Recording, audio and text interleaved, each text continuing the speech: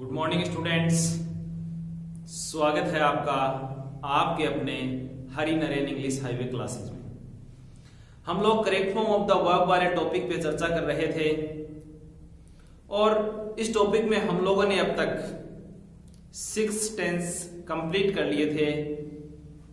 6 tense में हम लोगों ने प्रेजेंट इंडेफिनिट से लेकर के पास्ट कॉन्टिन्यूअस टेंस तक देखा था। अब 7 नंबर पे हमारा जो टेंस है उसका नाम पास्ट परफेक्ट टेंस होगा। पास्ट परफेक्ट टेंस के बारे में सबसे पहले मैं आप लोगों को कुछ बेसिक जानकारियां, बेसिक इंफॉर्मेशन देता हूं। ये पास्ट परफेक्ट टेंस की बात यह है कि इसमें हेल्पिंग वर्ब के रूप में हैड का प्रयोग किया जाता है और हमेशा इस टेंस में मैन वर्ब की थर्ड फॉर्म का प्रयोग किया जाता है। चाहे एक वचन हो या बहुवचन यानी सिंगुलर हो या प्लूरल हो, I, we, you, they, he, she, it, सब के साथ हैड का प्रयोग किया जाता है। और ध्यान रहे हैड के साथ हमेशा मैन वर्ब की थर्ड फॉर्म का प्रयोग किया जाता है। चलिए हम बात करते हैं पास्ट परफेक्ट टेंस की। पास्ट के परफेक्ट टेंस की हम लोग चर्चा करते हैं। इस टेंस में सबसे पहले हम बात करते हैं हेल्पिंग वर्ब की। इस टेंस की हेल्पिंग वर्ब्स के बारे में चर्चा करते हैं। हेल्पिंग वर्ब के बारे में मैंने आपको ओरली भी बताया है और एक बात और सुने कि हेल्पिंग वर्ब इस टेंस की यानी कि पास्ट परफेक्ट की एक ही होती है जिसे हैड कहा जाता है। अब एक ध्यान रखने लायक बात यह है, हम लोगों के सामने सेंटेंस का सब्जेक्ट चाहे सिंगुलर हो या प्लूरल हो, सबके साथ हम लोगों को हैड का ही प्रयोग करना होता है। आपने देखा होगा, मैंने आपको बताया कि पास्ट परफेक्ट टेंस है, इसके हेल्पिंग वर्ब होती है हैड।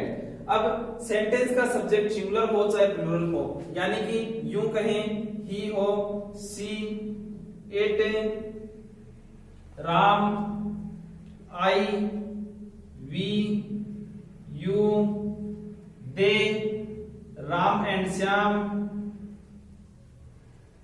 इन सब के साथ हम लोग देखेंगे कि हैड का ही प्रयोग किया जाता है। आप देखना, मैंने आप लोग को बताया he, she, it, Ram, I, we, you, they, Ram and Shyam. एक वचन नाउन प्रोनाउन हो या बहुवचन नाउन या प्रोनाउन हो, आप लोग को सिर्फ इतना ही ध्यान रखना है कि इन सब के साथ सिर्फ और सिर्फ हैड का ही प्रयोग करना होता है।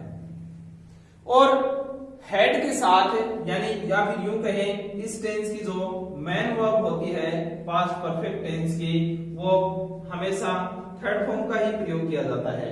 फर्स्ट फॉर्म नहीं, सेकंड फॉर्म नहीं, आईएनजी पार्टिसिपल नहीं, आप लोग को सिर्फ और सिर्फ मैन वर्ब की थर्ड फॉर्म का प्रयोग करना है। देखेंगे, मैंने आप लोग को बहुत छोटी और नॉर्मल बात बताई है, सिंपल टू कॉम्प्लेक्स चल रही है। हेल्पिंग वर्ब की बात करते हैं, हेड का प्रयोग किया जाता है। सेंटेंस का सब्जेक्ट हमारे सामने चाहे सिंगुलर हो या प्लूरल हो, हम लोग सिर्फ और सिर्फ हेड का प्रयोग करते हैं। या फिर यूं कहें he, she, it, Ram, I, we, you, they, Ram and Shyam, Ramesh, Mohan, Sohan, जो भी कोई है, इन सब के साथ हम लोग हेड के साथ मैन वर्ब की थर्ड फॉर्म का ही प्रयोग करते हैं। चलिए अब कुछ फिक्स बातें हैं जो हम लोग को सेंटेंस में मिलती हैं और उनके द्वारा हम आइडेंटिफाई कर पाए कि ऐसी एडवर्ब कहें, वर्ब कहें, जो किसी भी सेंटेंस में मिले तो पास्ट के परफेक्ट टेंस का प्रयोग किया जाता है।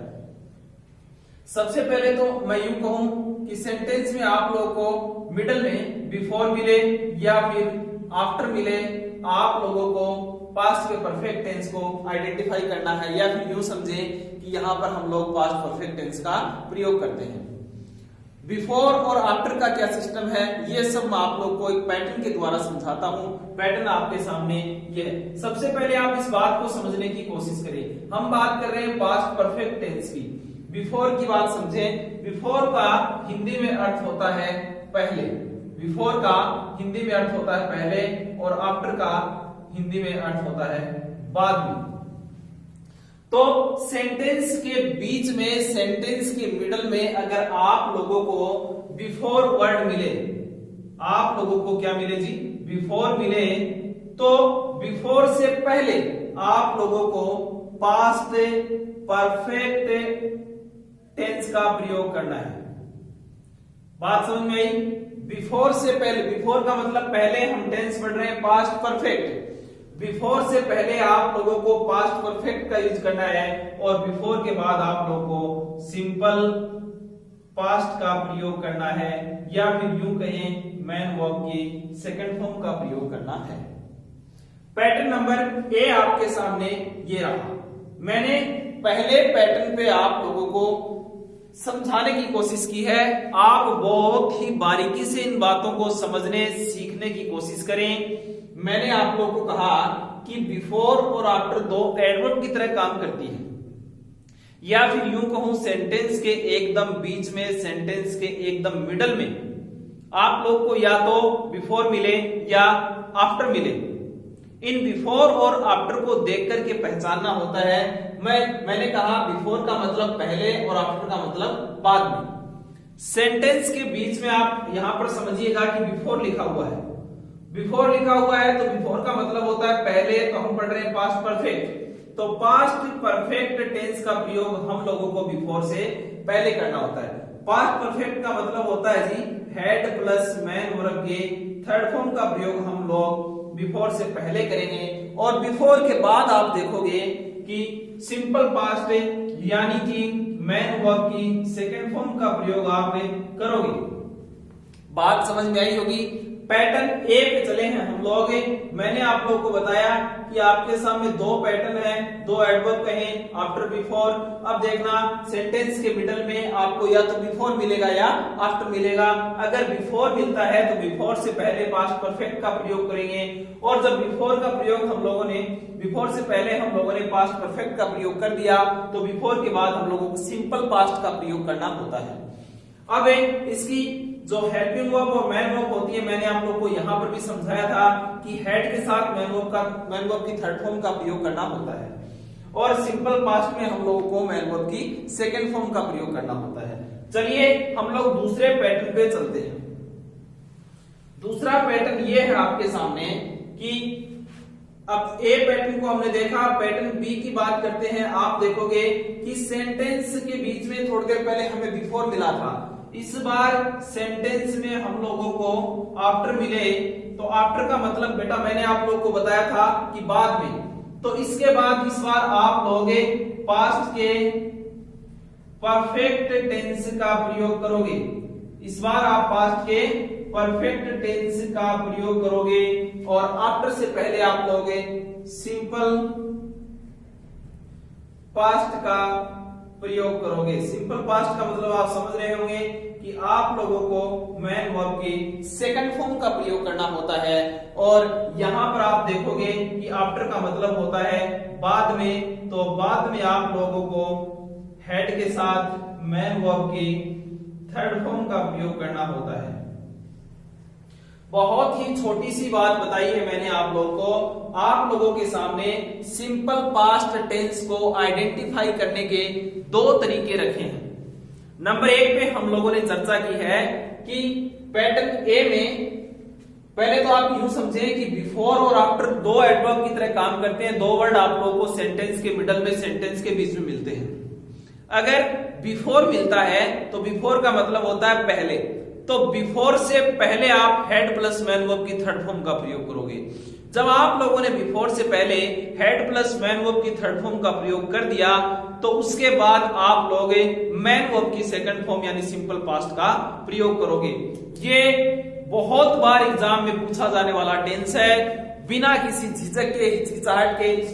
इस प्रकार का क्वेश्चन हर बार एग्जामिनेशन में डाल देता है। आप इस बात को, इन बिंदुओं को बारीकी से समझने की कोशिश करें। देखना, तो बिफोर का मतलब होता है पहले। यहां पर सेंटेंस है, मान लीजिए पैटर्न ए के अंदर ये सामने आपके सेंटेंस रहा। सेंटेंस के मिडल में आपको मिला बिफोर, और सेंटेंस के आगे वाले पार्ट में आप लोग को कहीं पर भी मैन वर्ब की सेकंड फॉर्म उसने लगा के दे दी, और यहां ब्रैकेट में उसने वर्ब डाल दी।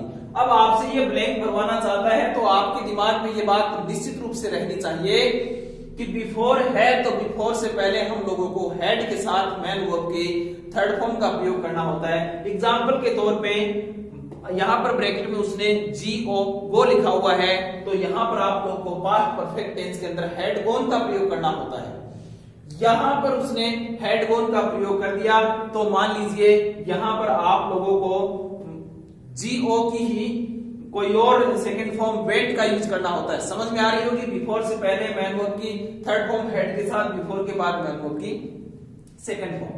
अब बी वाले पैटर्न में आप देखोगे कि बिल्कुल इसका विपरीत हो, बिफोर की जगह आप लोगों को आफ्टर मिलता है। आफ्टर का मतलब होता है बाद में, आफ्टर का मतलब क्या होता है, बाद में। इससे आफ्टर से पहले आप लोगों को इस बार सिंपल पास्ट का प्रयोग करना होता है। सिंपल पास्ट का मतलब मैन वर्ब के सेकंड फॉर्म का यूज करना होता है, और वैसे भी नॉर्मली आफ्टर का मतलब होता ही बाद में है।